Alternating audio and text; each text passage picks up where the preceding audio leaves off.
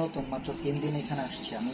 এটা প্রোডাক্ট আগে দিচ্ছি, এটা আমি এখন কিসের প্রোডাক্ট এবং এই প্রোডাক্টের কাজ কি? চর্মরোগের প্রোডাক্ট।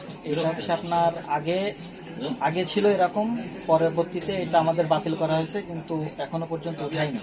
কিছুদিন আগে জনপ্রিয় এক ভক্ত অভিযোগ করেছিলেন যে তার কাছে ভেজাল এবং নকল ঔষধ বিক্রি করা হয়েছে, যেটা বিদেশি নাম কিন্তু আসলে বিদেশি না, এটা নকল পণ্য এবং ভেজাল পণ্য।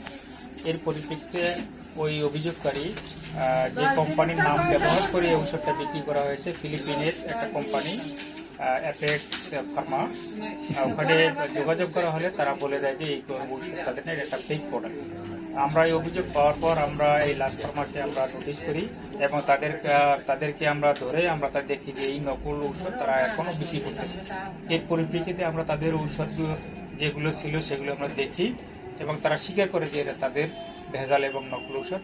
আমরা এর প্রেক্ষিতে আমরা ভোক্তা অধিকার আইনে বিভিন্ন ধারায় আমরা তাদের 5 লক্ষ টাকা জরিমানা আরোপ করেছি।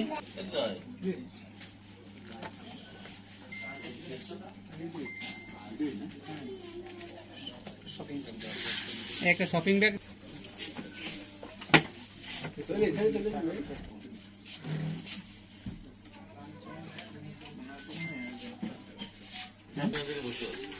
আমি তো প্রস্তুত।